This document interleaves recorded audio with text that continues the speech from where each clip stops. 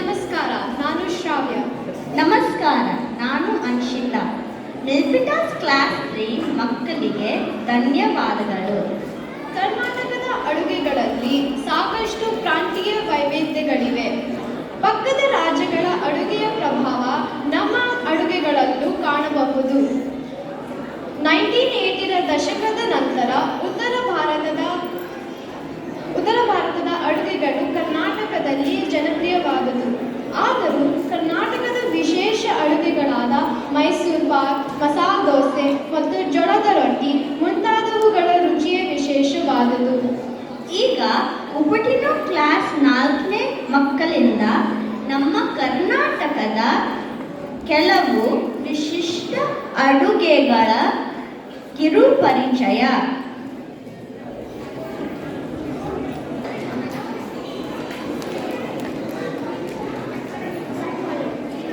ನಮಸ್ಕಾರ ಎಲ್ರಿಗೂ. ಇವತ್ತು ನಾವು ದಾವಣಗೆರೆ ಬೆಣ್ಣೆ ದೋಸೆ ಬಗ್ಗೆ ಮಾತಾಡುತ್ತೀವಿ. ಬೆಣ್ಣೆ ದೋಸೆ ಒಂದು ಥರದ ದೋಸೆ. ಅದರ ಮೂಲವು ಕರ್ನಾಟಕದ ದಾವಣಗೆರೆ. ಅದಕ್ಕೆ ದಾವಣಗೆರೆ ಬೆಣ್ಣೆ ದೋಸೆ ಎಂದು ಕರೆಯುತ್ತಾರೆ. ದಾವಣಗೆರೆ ಬೆಣ್ಣೆ ದೋಸೆ 1928ರಲ್ಲಿ ಮೊದಲನೇ ಸಲ ಮಾಡಿದ್ರು. ಚೆನ್ನಮ್ಮ ಎಂಬ ಮಹಿಳೆ ಅವರ ಮಕ್ಕಳ ಜೊತೆಗೆ ದಾವಣಗೆರೆಗೆ ಬಂದು ಅವರು ವಿಶೇಷವಾದ ದೋಸೆ ಮಾಡೋಕ್ಕೆ ಶುರು ಮಾಡ್ಕೊಂಡ್ರು.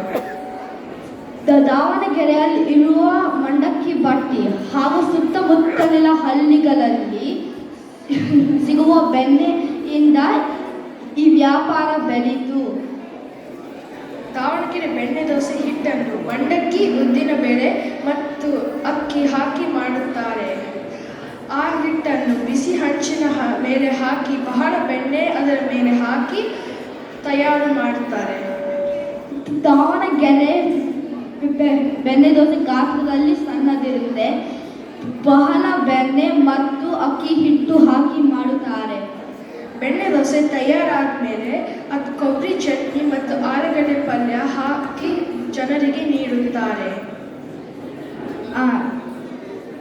ದಾವಣಗೆರೆ ಬೆಣ್ಣೆ ದೋಸೆ ನನಗೆ ತಿನ್ನಕ್ಕೆ ಬಹಳ ಇಷ್ಟ. ದಾವಣಗೆರೆ ಬೆಣ್ಣೆ ದೋಸೆ ಮಾಡೋದು ಬಹಳ ಕಷ್ಟ.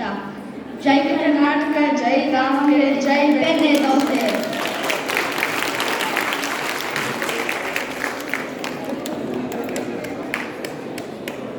ರುಚಿಯಾದ ಮತ್ತೆ ಗರಿಗರಿಯಾದ ತಿಂಡಿ ತಿನ್ನಬೇಕು ಅನಿಸ್ತಾ ಇದೆಯಲ್ಲ?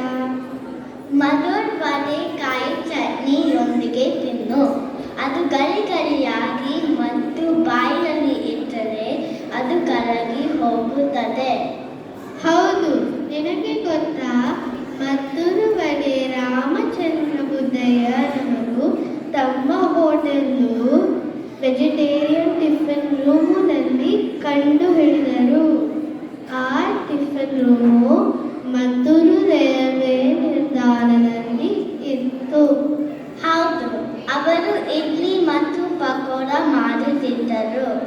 ಒಂದು ದಿನ ಸಮಯವಿಲ್ಲದ ಕಾರಣ ರವೆ, ಈರುಳ್ಳಿ ಮತ್ತು ಮೆಣಸಿನಕಾಯಿ ಹಾಕಿ ಎಣ್ಣೆಯಲ್ಲಿ ಕರೆದರು.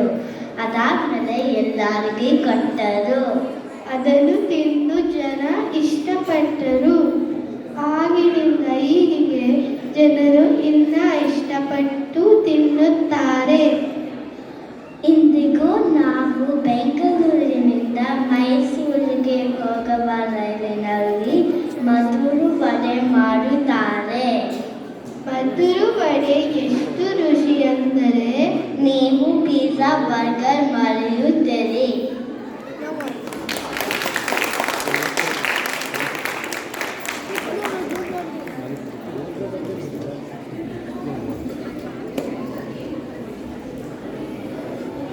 ಒಂದು ಕರ್ನಾಟಕದ ವಿಶೇಷವಾದ ತಿಂಡಿ. ಇದು ತುಂಬ ರುಚಿಕರವಾಗಿರುತ್ತವೆ. ಬಿಸಿಬೇಳೆ ಬಾತನ್ನು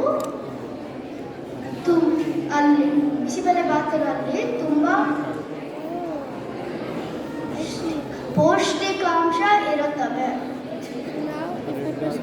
ಬಿಸಿಬೇಳೆಬಾತ್ ಕರ್ನಾಟಕದ ಜನಪ್ರಿಯ ತಿಂಡಿ. ಬಿಸಿಬೇಳೆಬಾತ್ ತೊಗರಿ ಬೇಳೆ, ಅಕ್ಕಿ ಮತ್ತು ವಿವಿಧ ತರಕಾರಿಗಳಿಂದ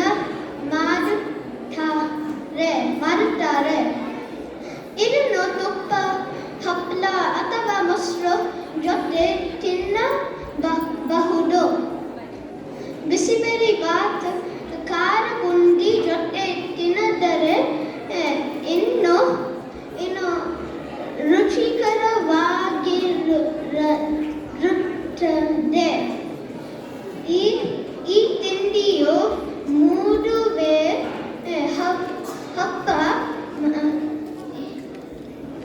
ಈ ತಿಂಡಿಯು ಮದುವೆ ಹಬ್ಬ ಮುಂಜಿಗಳಲ್ಲಿ ತುಂಬ ಪ್ರಸಿದ್ಧ. ಧನ್ಯವಾದ.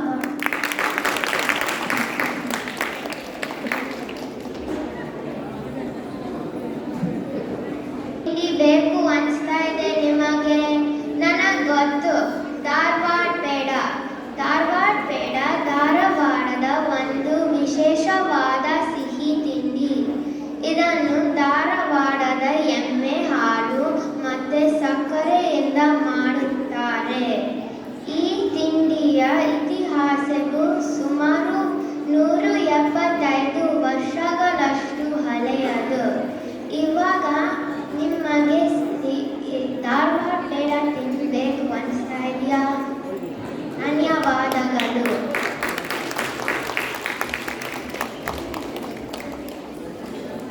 ನನ್ನ ಹೆಸರು ಸಿಹಿ. ನನ್ನ ಹೆಸರು ಹಿಮಾನಿ. ಇವತ್ತು ನಾವು ರಾಗಿ ಮುದ್ದೆ ಬಸ್ಸಾರು ಬಗ್ಗೆ ಮಾತಾಡುತ್ತೇವೆ. ರಾಗಿ ಮುದ್ದೆ ಕರ್ನಾಟಕದ ಸಾಂಪ್ರದಾಯಿಕ ಆಹಾರವಾಗಿದೆ. ರಾಗಿಯು ಪ್ರೋಟೀನ್, ಫೈಬರ್, ಐರನ್ ಮತ್ತು ಕ್ಯಾಲ್ಸಿಯಂ ಗುಣಗಳನ್ನು ಹೊಂದಿದ್ದ ರೋಗ ನಿರೋಧಕ ಶಕ್ತಿಯನ್ನು ಹೊಂದಿದೆ. ಇಂತಹ ಆರೋಗ್ಯಕರ ಗುಣಗಳನ್ನು ಹೊಂದಿರುವ ರಾಗಿ ಹಿಟ್ಟಿನಿಂದ ತಯಾರಿಸಿದ ರಾಗಿ ಮುದ್ದೆಯು ಬಹಳ ಆರೋಗ್ಯಕರ. ಹೆಚ್ಚು ತಿಂದು ಗಟ್ಟಿಯಾಗು ಎಂಬ ಗಾದೆ ರಾಗಿ ಮುದ್ದೆಯ ಮಹತ್ವವನ್ನು ಸಾರುತ್ತದೆ. ರಾಗಿ ಮುದ್ದೆಯನ್ನು ಸೊಪ್ಪು, ಕಾಳುಗಳು ಮತ್ತು ಮೊಳಕೆ ಕಾಳುಗಳಿಂದ ತಯಾರಿಸಿದ ಬಸ್ಸಾರಿನ ಜೊತೆ ಸವಿಯಲು ರುಚಿಕರ ಮತ್ತು ಆರೋಗ್ಯಕರ. ದಕ್ಷಿಣ ಕರ್ನಾಟಕದಲ್ಲಿ ರಾಗಿ ಮುದ್ದೆ ಬಸ್ಸಾರು ಜನಪ್ರಿಯ ಆಹಾರವಾಗಿದೆ. ಇದು ಕೋಲಾರ, ಮಂಡ್ಯ, ಹಾಸನ ಮತ್ತು ರಾಮನಗರದಲ್ಲಿ ತುಂಬಾ ಪ್ರಸಿದ್ಧ. ಧನ್ಯವಾದ. ತಮ್ಮ ಉಪಹಾರ ಯಾವುದು?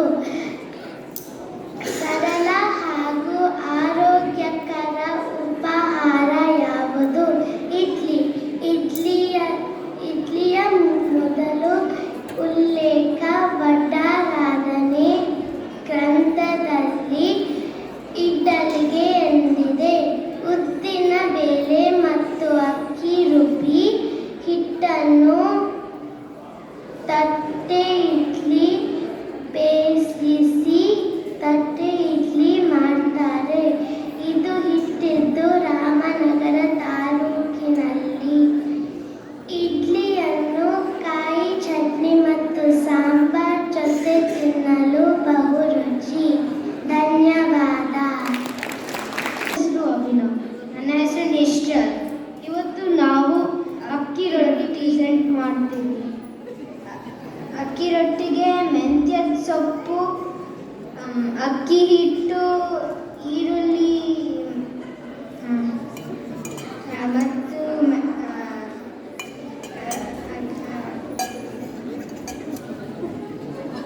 ಅಕ್ಕಿ ರೊಟ್ಟಿ ಕರ್ನಾಟಕದ ಅತ್ಯಂತ ಜನಪ್ರಿಯ ತಿಂಡಿಗಳಲ್ಲಿ ಒಂದು.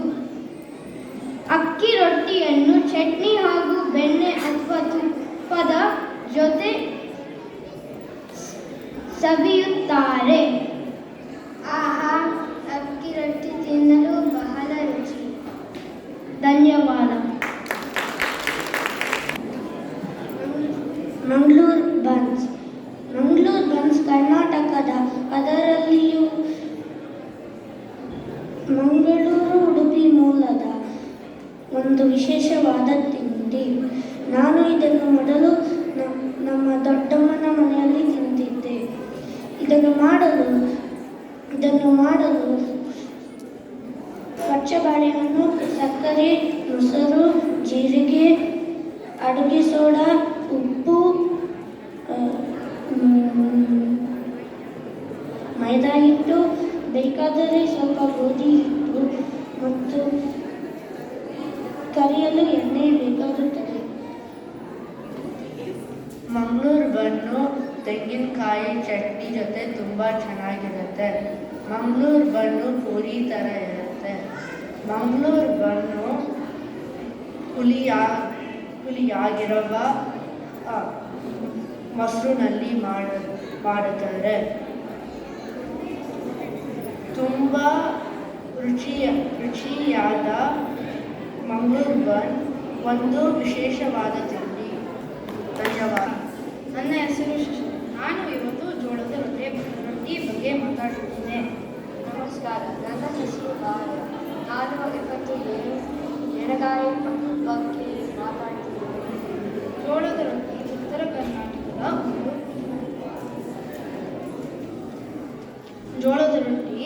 ಉತ್ತರ ಕರ್ನಾಟಕದ ಒಂದು ಪ್ರಸಿದ್ಧ ತಿನಿಸು. ಜೋಳದ ರೊಟ್ಟಿ ನಮ್ಮ ಆರೋಗ್ಯಕ್ಕೆ ಬಹಳ ಒಳ್ಳೆಯದು.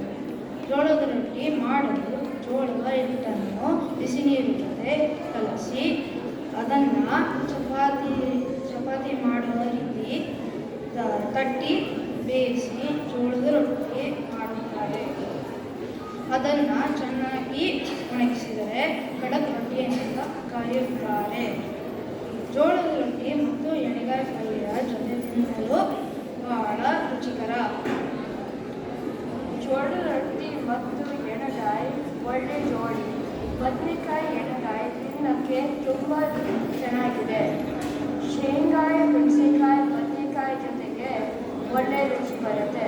ಜೋಳದ ರೊಟ್ಟಿ ಜೊತೆಗೆ ತುಂಬ ರುಚಿಯಾಗಿದೆ. ಧನ್ಯವಾದಗಳು. ನಾವು ನೀರ್ದೋಸೆ ಬಗ್ಗೆ ಮಾತಾಡ್ತಿದ್ವಿ. ನೀರ್ದೋಸೆ ಕರ್ನಾಟಕದಲ್ಲಿ ಒಂದು ಪ್ರಮುಖವಾದ ಆಹಾರ. ನೀರ್ದೋಸೆ ಅತ್ಯಂತ ಮೃದು ಮತ್ತು ರುಚಿಯಾದ ದೋಸೆ.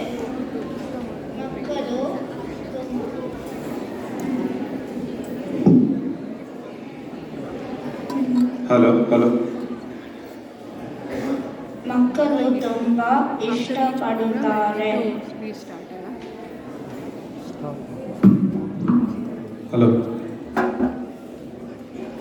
ನೀರ್ದೋಸೆಯನ್ನು ಕೈ ಚಟ್ನಿ ಮತ್ತು ಕೋಳಿ ಸಾರು ಜೊತೆ ತಿನ್ನುತ್ತಾರೆ.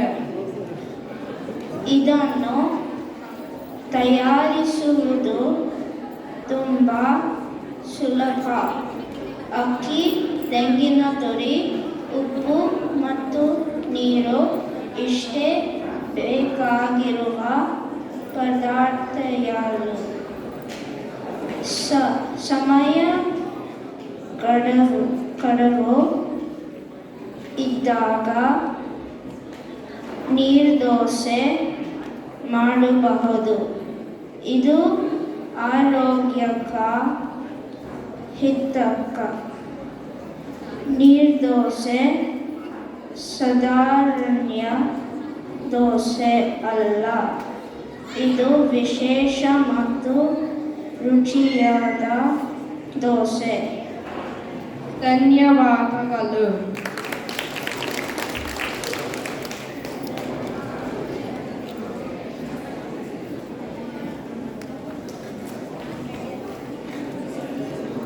ನಮಸ್ಕಾರ ಎಲ್ಲರೂ. ಇವತ್ತು ನಾವು ಮೈಸೂರು ಪಾಕ್ ಬಗ್ಗೆ ಮಾತಾಡ್ತೀವಿ. ಮೈಸೂರು ಪಾಕ್ ಕರ್ನಾಟಕದ ಒಂದು ವಿಶೇಷ ಸಿಹಿ ತಿಂಡಿ. ಇದನ್ನು ಬಹಳಷ್ಟು ಸಕ್ಕರೆ, ತುಪ್ಪ ಮತ್ತು ಕಡಲೆ ಹಿಟ್ಟು ಹಾಕಿ ಮಾಡುತ್ತಾರೆ. ಉದಾರ ಪ್ರಮಾಣದ ತುಪ್ಪದಿಂದ ತಯಾರಿಸಿದ ಮೈಸೂರು ಪಾಕ್ ಮೃದು ಮತ್ತು ದಟ್ಟವಾಗಿರುತ್ತದೆ. ಇದು ಬಾಯಲ್ಲಿ ಇಟ್ಟರೆ ಕರಗುತ್ತದೆ.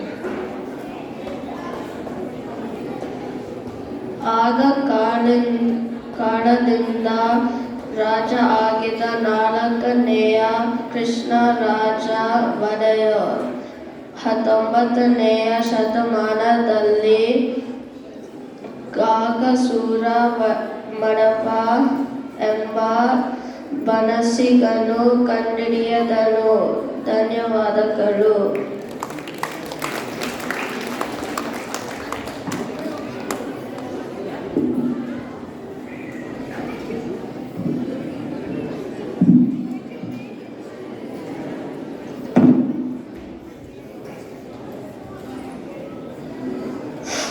ಅಜ್ಜಿ ಮತ್ತೆ ಅಮ್ಮ ಏನ್ ಅಡುಗೆ ಮಾಡ್ತಿದ್ದಾರೆ? ಘಮ ಘಮ ಅಂತ ವಾಸನೆ ಬರ್ತಾ ಇದೆ.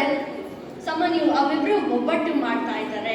ಓ, ಒಬ್ಬಟ್ಟು, ಅದು ತುಂಬಾ ಸ್ವಾದಿಷ್ಟಕರವಾದ ಸಿಹಿ ತಿಂಡಿ ಅಲ್ವಾ ಸಮೇತ? ಹೌದು, ಹೋಳಿಗೆ ಅಂತಾನೂ ಕರೀತಾರೆ.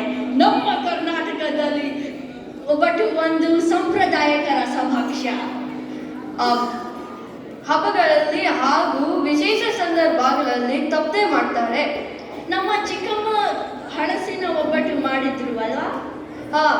ಸಕ್ಕರೆ, ಹಲಸು, ಕಾಯಿ, ಶೇಂಗಾ, ಬೇಳೆನಲ್ಲಿ ವಿಧವಾದ ಒಬ್ಬಟ್ಟು ಮಾಡ್ತಾರೆ. ಅದರಲ್ಲೂ ಬೇಳೆ ಒಬ್ಬಟ್ಟು ತುಂಬಾ ಜನಪ್ರಿಯ. ಬೇಯಿಸಿದ ಬೇಳೆಯ ಜೊತೆ ಬೆಲ್ಲದ ಪಾಕ, ತುಪ್ಪ ಹಾಗೂ ಏಲಕ್ಕಿ ಸೇರಿಸಿದ್ರೆ ಅತ್ಯುತ್ತಮ ಸ್ವಾದ ಹಾಗೂ ಸುವಾಸನೆ ಬರುತ್ತೆ ಅಲ್ವಾ ಸಾಮಾನ್ಯ?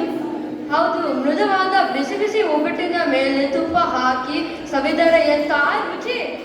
ಆಹಾ, ಈಗಲೇ ನಿಮಗೂ ಅನಿಸಿದೆ, ನಿಮಗೆ? ಧನ್ಯವಾದ.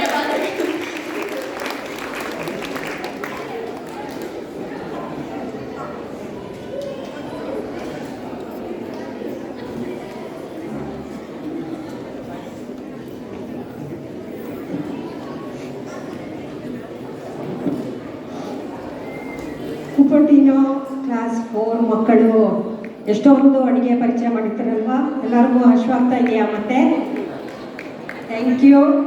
ಇದನ್ನು ಮಾಡಿದ ಮಕ್ಕಳು ಅಭಿನವ್ ಶ್ರೀಕಾಂತ್, ಅನೀಶ್ ಚೈತನ್ಯ, ಅವನೀಶ್ ಪೂಜಾರ್, ಆಯುಷ್ಮಾನ್ ಪೂಜಾರ್, ಬಿಲ್ವಾ ಸುನೀಲ್, ದೈವಿಕ್ ದಿನ್ಕೇಶ್, ದಕ್ಷ್ ಗೌಡ, ಹಿಮಾನಿ ಬೆಳ್ಳಿಮಂಗ, ನಿರಾಯ ಕಾರ್ತಿಕ್, ನಿಶ್ಚಲ್ ಭಾರ್ಗವ, ರೋಷನ್ ರಾಜು, ಸಾಂಚಿ ಕಾಸಿ, ಸಹನಾ, ಸಮನ್ಯು ರಾವ್, ಸಂವೇದ್, ಸಂಯತಾ ರಾವ್, ಶಿಶಿರ್ ಕೃಷ್ಣಪ್ಪ, ಸಿಹಿ ರೇಣು, ಸ್ತುತಿ ಕುಲಕರ್ಣಿ, ತೇಜಸ್ ವಾರ್ಯ ಅತ್ರೇಯ, ವೇದಾರ್ಯ ಸುಧೀರ್ ತುಮಕೂರ್, ಮತ್ತು ಸ್ಟೂಡೆಂಟ್ ವಾಲಂಟಿಯರ್ ಅರ್ಚಿತ್, ಆಮೇಲೆ ಟೀಚರ್ಸು ಅನಘಾ, ಶ್ರೇಯಾ, ನಮ್ರತಾ.